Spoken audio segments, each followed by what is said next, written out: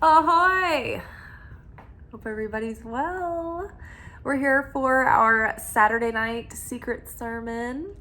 This is our Saturday night secret teachings of Jesus segment where I take us into the Gnostic Gospels.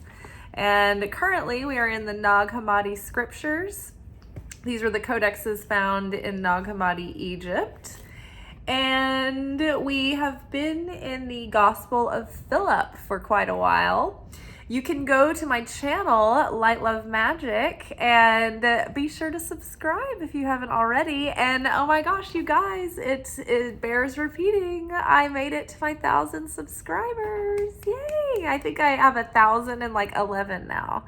So I'm so excited. Thank you, everyone. I can't do any of this without you. Well, I mean, I can, but it will be for nothing. So amazing. So thank you for all your participation.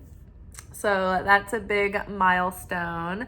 The next goal is to increase my public watch hours. So I'll explain that really quick. So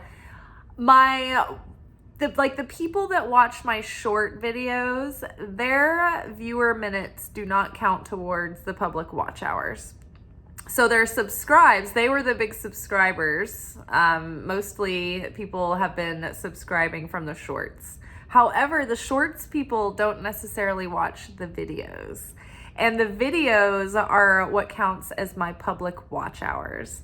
And I think some of my long video watchers disappeared because they found the shorts. So y'all, my diehards, my true blues, my watch hours have to basically triple in order for my channel to monetize. And I have a feeling that once it's monetized, because they'll be inspired to run ads, then maybe the videos will get pushed out more as well and more people can find them. So that's where we're at. I usually hover around 1,000 watch hours.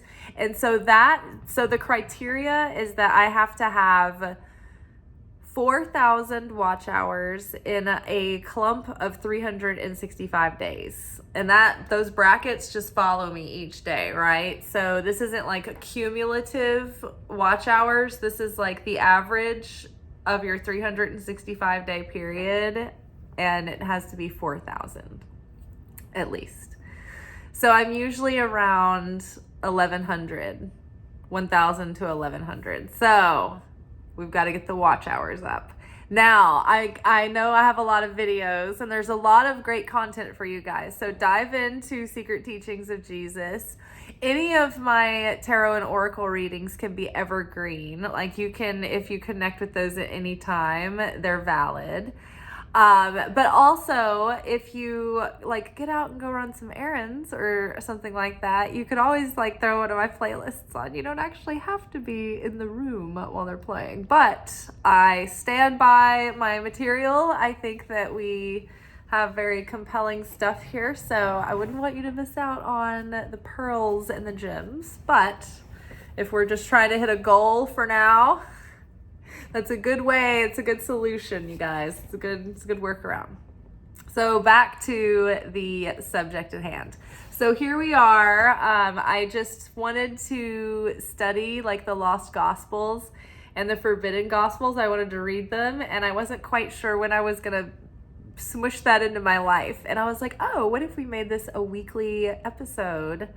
And as it turns out, this is, I think, people's favorite of everything that we do here. So that makes me really happy. So I love doing them. And what basically happens is I come in from work on Saturday night, or if I've been out, I will go out and I'll come in no matter what. Unless it's like extreme conditions, I will do these episodes. Now, the benefit of late night study, a lot of sages and mystics believe it to be way more powerful to study late at night, because especially around midnight, and there's a few reasons for that. For one, midnight is like the veil is at its thinnest this time of day. And we're in a threshold between the end of one day and the beginning of the next. So it's like this sort of limbo space where we have more direct connection to the light and to insight. Also, this is like, it's actually protective to study around midnight. And what I mean by protection is when we start learning, spiritual concepts, we have to sort of like work them out and like embody them at some point. And so sometimes that equals us in a game simulation, the character going into a gauntlet, like, oh, the skill you just picked up, let's see if you can handle it now. And so sometimes we end up having to go through a little bit of chaos to earn the light that we just downloaded. Well, when we study at midnight, that there's like this surrounding light of protection that helps us ground that wisdom without having to experience a little bit of chaos to go through the simulation to embody it. So that's always good. Let's see, what else about studying at midnight? Also, when you push yourself beyond your comfort zone and you push yourself beyond the consciousness of the flesh, like the desire to go get into bed and do something else, or receive instant gratification or instant satisfaction, or receive for the self alone, whenever you overcome that tendency and push beyond when it's really uncomfortable, you're actually revealing more light, creating more miracles, drawing more blessings in. So all in all, it is a miraculous and magical time of nights, the witching hour. Okay, let's get into the business. So, like I said, we're in the Gospel of Philip, and if you check out my channel and go to the Secret Teachings of Jesus playlist and scroll all the way down to the bottom, you'll find the first book we did was the Secret Book of James. And that was fun. It was some dialogue, some scene work, we did some character development. It was a good times. The Gospel of Philip has been far more cryptic and thick and juicy. It's these portions of text, and they're all just like, it's an anthology of thoughts. They're not really connected, and each text portion is its own thought, and it's these cryptic, layered, coded messages that you should like meditate on. And they're very symbolic, they're very cryptic. Some of them are kind of literal.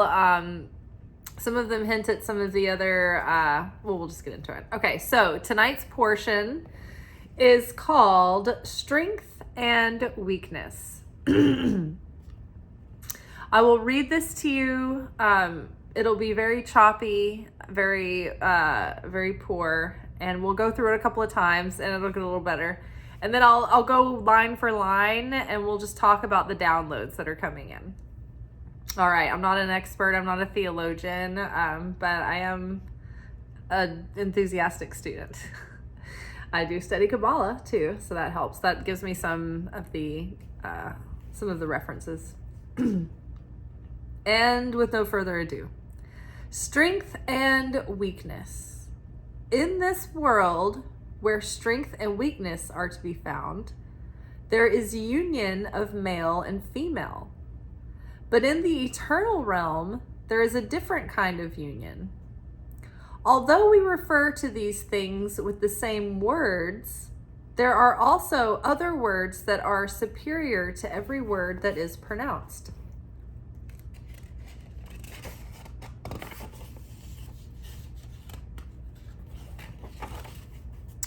These are above strength, for there is strength and there are those superior to strength. And they are not different, but the same. This is incomprehensible to hearts of flesh. We're going to read it again. Okay, strength and weakness. In this world where strength and weakness are to be found, there is union of male and female. But in the eternal realm, there is a different kind of union.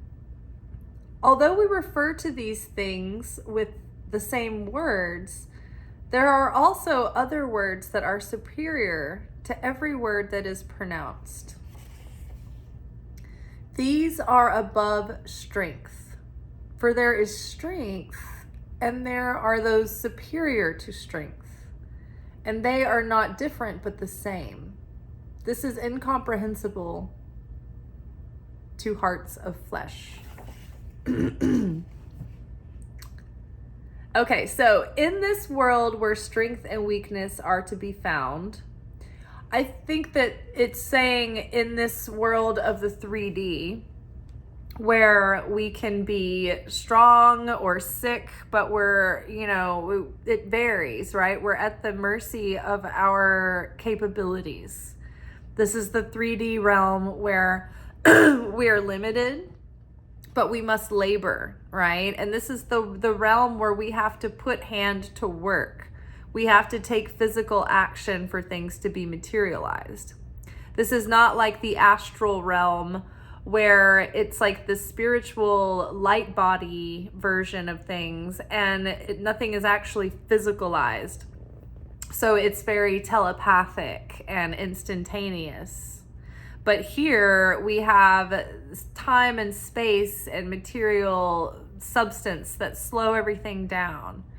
So we're talking about in the realm of the material, in the 3D world where there is strength and weakness, and we have to use our hands to take action, where we have to take action, where we have to make things happen. In this world where strength and weakness are to be found, there is union of male and female. But in the eternal realm, there is a different kind of union. So in this world of the flesh, where we have to take action and take material action with our hands and our physicality to make things happen, we have male and female human beings, bodies, and we come into union, right? And for simplicity's sake, we call that marriage. But in the eternal realm, there is a different kind of union. And there is, there's a divine feminine and there's a divine masculine. And this is these are aspects within ourself, within our soul, that make up our being. And so those come into sacred union. And when those come into sacred union within, it produces miracles, miraculous results. That's where we kind of go into our super consciousness and our capabilities expand. Even brazing on supernatural, or how people even have psychic abilities. So you can imagine those getting turbocharged, right? So strength and weakness. So in this world where strength and weakness are to be found, there is the union of male and female. There is union of male and female. But in the eternal realm, there is a different kind of union. So the union within ourselves happens, and the feminine unites with the masculine when they come into balance within a being, when you can integrate both of those aspects. So the feminine is the ability to receive and to be silent and to hold space and set boundary and to give form to and create. The feminine is severe. The feminine is discipline. The feminine is structure. But the feminine can take intuitive guidance, even in its absurdity, without logic or absolute reason, and trust that intuitive guidance, right? Now, the masculine energy expression is the outer expression of how we show up and behave as that spiritual individual within. How do we express our thoughts and our beliefs and our feelings and our convictions and our emotions? Do we take action on that intuitive guidance, on that internal voice, right? Or do we have to have complete logic and reason for it to make sense for us to do that? Are we caught up in our truth, our logic and reason? Or, are we balanced? Are we listening to that internal intuitive guidance as well, and then taking action on that divine inspiration? That character that has been able to fuse those two together, that balance of the masculine and feminine, that internal union, is represented in the tarot as the Empress. So it is the feminine figure seated on like a luxurious couch surrounded by abundance, and she's pregnant and she's giving birth to like the fruitfulness, the fruit of her labors. She was able to take that internal guidance and then take action that yielded fruit. So there are these, so you can also look at the feminine aspect as the non-physical part of the self, the soul, the spirit. And then the masculine is the materialized physical self, the conscious mind showing up in the world. But when we have union of those, we're activated as that whole functioning, awakened, divine human, where we're both human and divine at the same time. So in this world where strength and weakness are to be found, there is union of male and female, but in the eternal realm, there is a different kind of union. So touching on the fact that in the eternal realm, in the non-physical realm, we don't need physical acts of the bodies being united, or we don't necessarily need physical acts of hand putting to motion to materialize and create. It can be done from a non-material place. Like in the eternal realm, things come from nothing, right? It's like that is the non-materialized, and then suddenly they come over into the material realm and they're materialized, right? So, although we refer to these things with the same words, there are also other words that are superior to every word that is pronounced. So it kind of takes a little bit of a shift there. So we go from saying, in this world where strength and weakness are to be found, there is union of male and female. But in the eternal realm, there is a different kind of union. Okay, so and what happens when male and female unite? Theoretically, that is when we create life. That is when a baby is conceived. Life is conceived and brought forth into being as a child, right? So we give birth to life when the union of the masculine and the feminine occurs in the material realm. So that nothing is mentioned about that here, but going into the second part, we're gonna be like, why is that the same?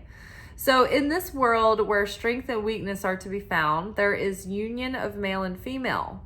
But in the eternal realm, there is a different kind of union. So is this a union that leads to creation, right? So in the eternal realm, the creator, a non-physicalized but omnipresent being, made something from nothing, took a thought, a consciousness, an idea, and said, let there be light with words. Words created the light, right?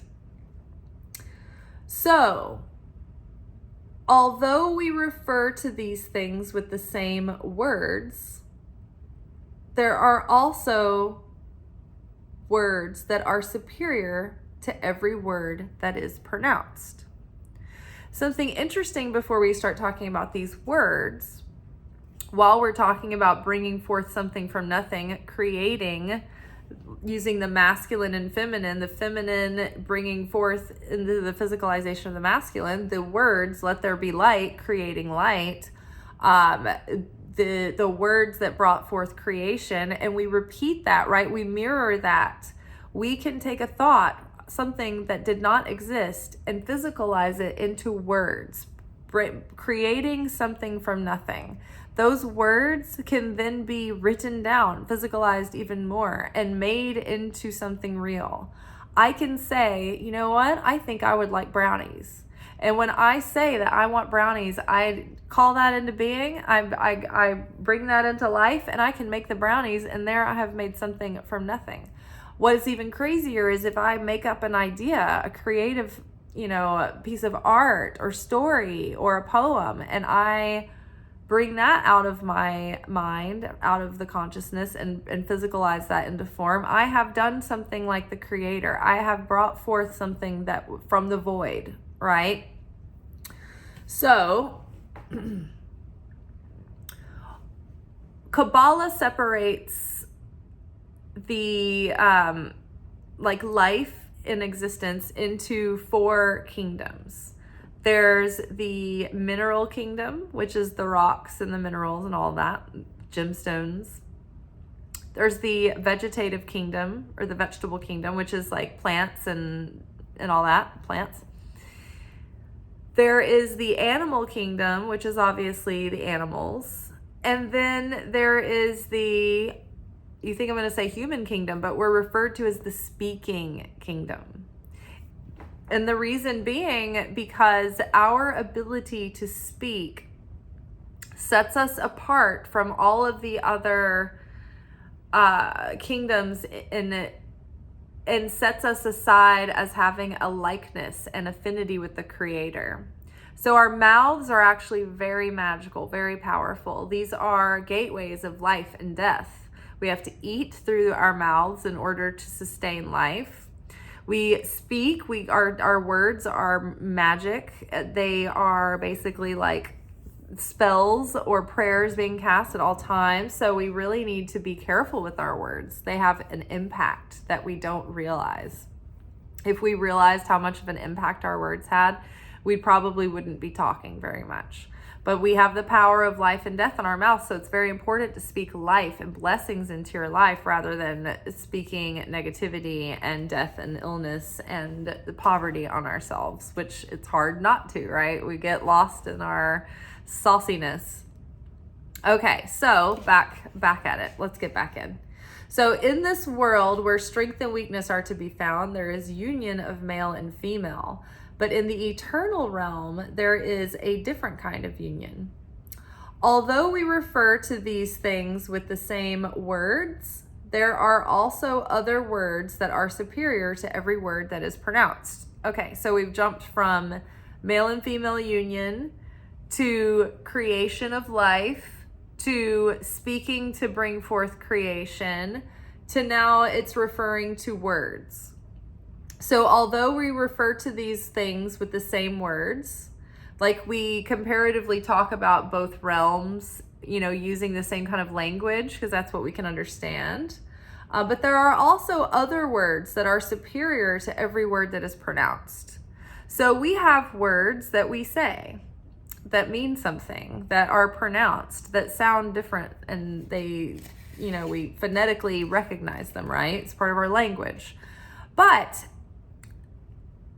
in Hebrew, there are names of God that have no pronunciation, but they are combinations of letters, and the names are unknown for sure. So you can use these varying names to achieve miracles, and there's a technology behind it. And so basically, my feet are falling asleep. So the Hebrew letters are the building blocks of reality.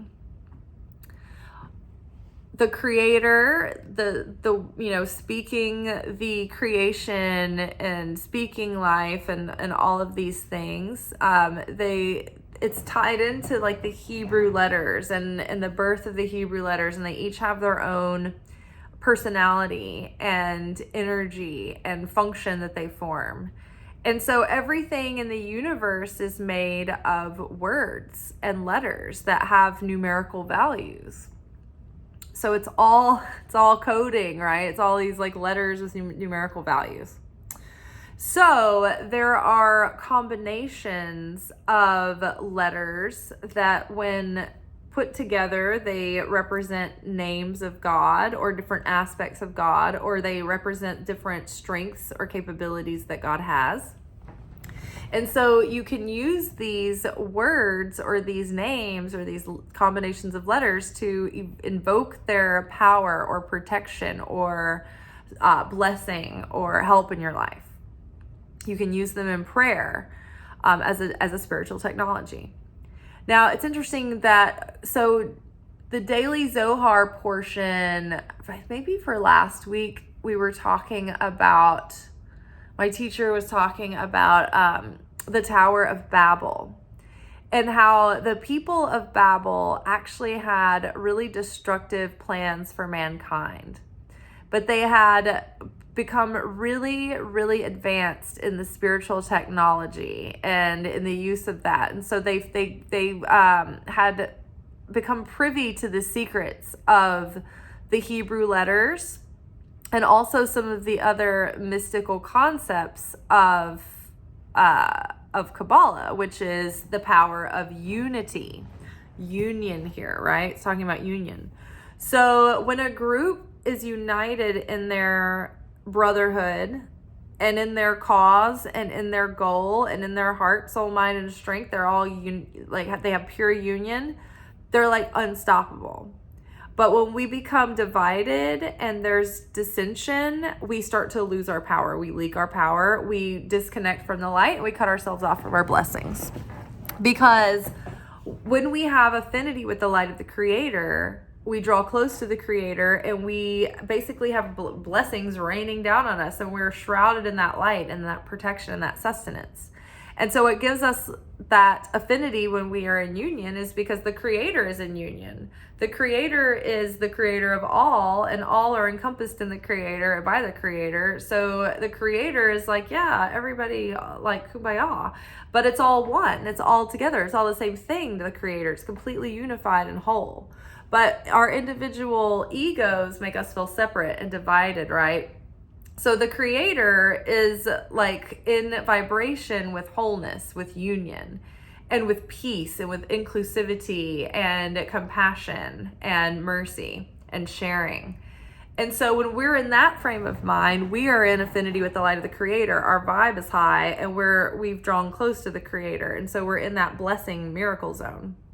But when we start getting petty and tit for tat and combative and divisive, and we start wagging evil tongue and casting evil eye, that's when we start dividing. That's when we lose affinity with the light. The light of the Creator does not vibe with dissension, and we fall out of that connection, and so we cut ourselves off from that blessing juice. So we always want to be maintaining that affinity with the light. And some of the I can't remember who taught this, but one of the rabbis, the sages, said that the only fear that we should have is of becoming disconnected with the light of the Creator. Because if we share affinity with the light of the Creator and we're connected with the Creator, then everything's going to be fine. We're going to be taken care of. Everything's going to work its way out. But if it's when we become separated from the Creator that the chaos comes in, that we are vulnerable and exposed. So the only fear that we should have is not of being punished. It's not of like what's looming around the corner. Everything is solved. We are literally in heaven and just living in complete protection if we are in affinity with the Creator, if we're connected with the Creator. Otherwise, it's anybody's game, So the one fear you should have is falling out of affinity with the light of the Creator. So back to the people of Babel. So the people of Babel had gotten wise to the fact that if they're united, that gives them power. So they were united in their numbers, and they were also privy to the knowledge that they could use certain, I think it was the 72 names of God, but certain combinations of Hebrew letters to basically make miracles happen, to basically they were so united that it said that not even heaven could stop them from what they were trying to do. And so the creator was able to get in before their plot was seen out and foil it by taking advantage of some dissension or some division that started to break out. And so then there was the creator was able to add more confusion. I think in the Bible story it says that they were made to speak different languages, like they couldn't communicate anymore. They were nonsensical. They couldn't understand one another. But it has to do with having them start to fall into disagreements and separation, and so they lost that power. But the Hebrew, so the words that are greater than words, so let's go back. Although we refer to these things with the same words, there are also other words that are superior to every word that is pronounced. These are above strength. So remember what we were saying strength was. Strength is when you have to put physical action to get something done. You have to take an action to materialize an idea, right? If I want an apple, I have to get up and go grab that apple and I have to eat that apple. But in the Barbie world, in material, like in the 5D, I can just think about that apple or look at an apple and be like, isn't that nice? And then just draw that strength. It doesn't have to be physicalized. So there are also other words that are superior to every word that is pronounced. These are above strength. Now, I'm thinking that this is maybe referring to the names of God, the 72 names of God. There's another passage called the 42 names of God. But basically what these names of God are, they're not pronounceable, but they're these combinations of letters that in the Hebrew language, like vowels are implied.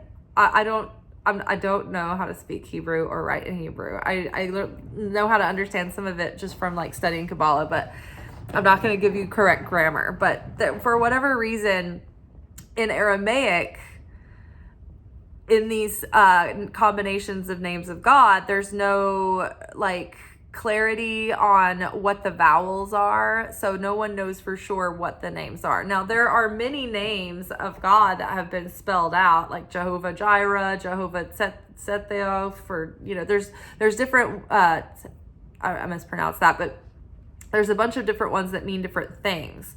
But specifically, there are charts of letter combinations.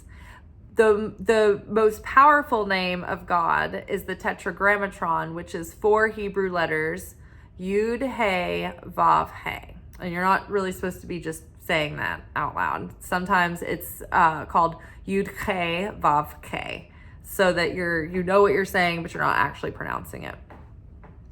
So that is a combination of the letters that some people think it means Jehovah, but there's no way to know for sure. So that's an unnameable, unpronounceable name of God. That's like, it's a word, but it's above other words. And when we use these combinations of words, we can draw down miracles, right? We can draw down miracles from heaven that don't require us taking action. I like to think of magic as when us as human beings are capable of making something spiritual or physical or like something happen through channeling the light, but it comes through our physicality or physicalization of it. But like miracles are channeled through without like us having to touch it, right? Those words that are beyond words, these are above strength. So these words are so powerful that they're thought to bring your miracle in without you. You know, it's like saying that they're so strong that they can make something happen without taking action. So, because they're sacred, holy words and combinations and sacred, holy names. So although we refer to these things with the same words, there are also other words that are superior to every word that is pronounced. These are above strength. For there is strength, and there are those superior to strength. And they are not different, but the same. So, for there is strength, and there are those superior to strength, and they are not different, but the same. So there are those, like in the heavenly celestial beings, who can say something and will it to happen, and it happens without their strength. And then there are us earthly creatures who still create, right? We still create with our words. Our words still have unintended creation and consequence that we might not even know about, right? We are made in the mirror image of the Creator, so we are also co-creators. So we have that ability to speak life into things, and speak things into life, and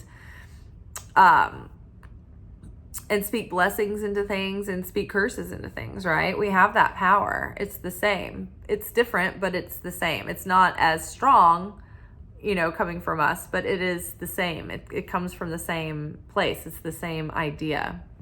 It's the same. It's that expression that God creates through. We mirror that.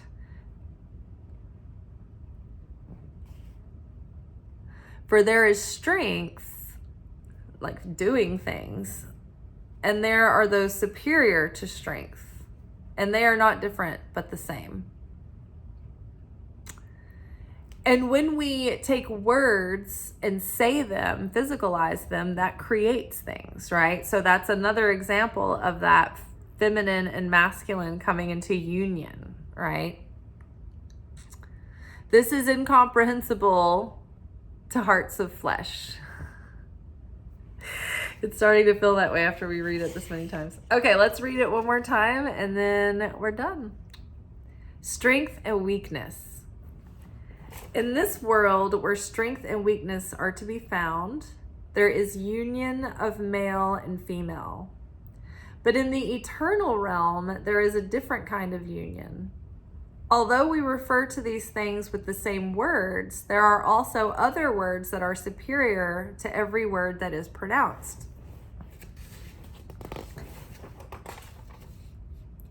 These are above strength, for there is strength, and there are those superior to strength, and they are not different, but the same.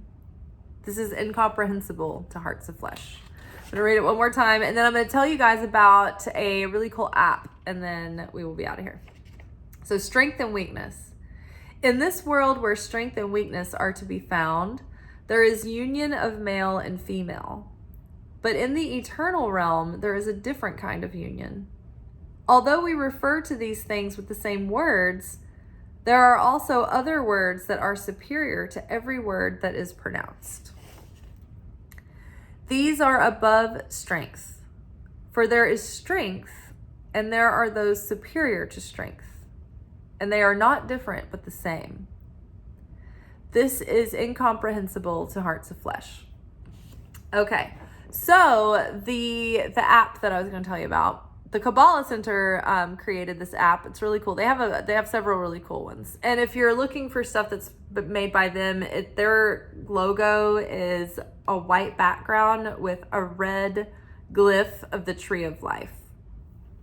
And it's always like the Kabbalah Center. So there is an app called the 72 Names of God. And so there's basically a chart that is like scanned in the Hebrew prayers and rituals and things for many a reason. But you can use it for like meditation, for prayer, all kinds of things.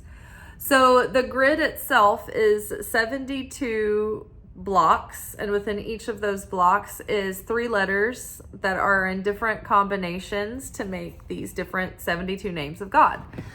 And each one of the letter combinations invokes a different power or a different use or a different aspect of God's expression.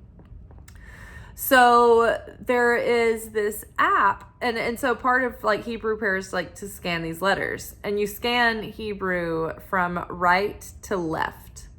Yes, right to left. And so you scan the chart from top to bottom, right to left.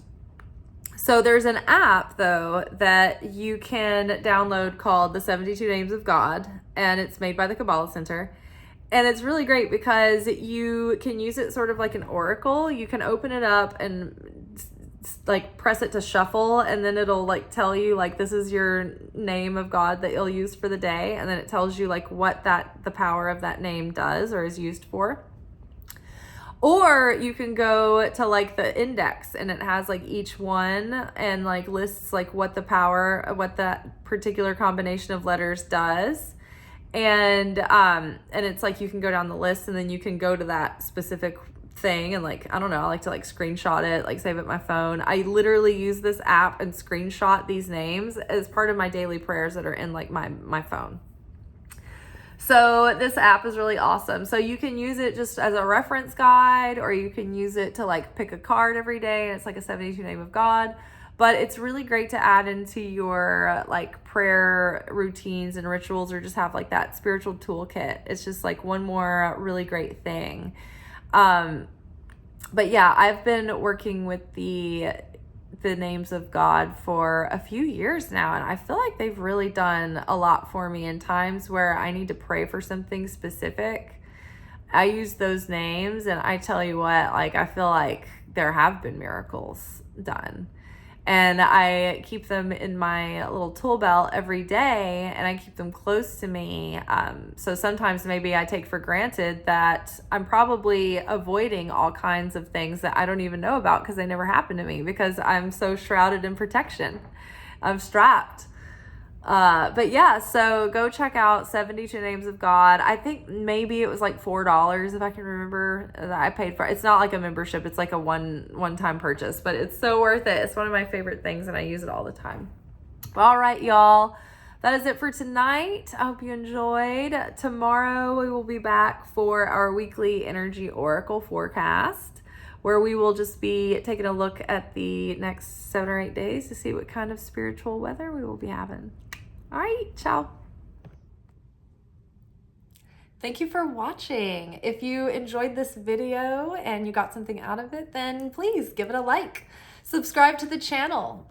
Turn on notifications to be notified of when I drop content. Like the videos, comment, share them. Anything that you do helps these messages get out to other people who need them. So you watching a video and taking an action on it actually makes a positive difference in someone else's life.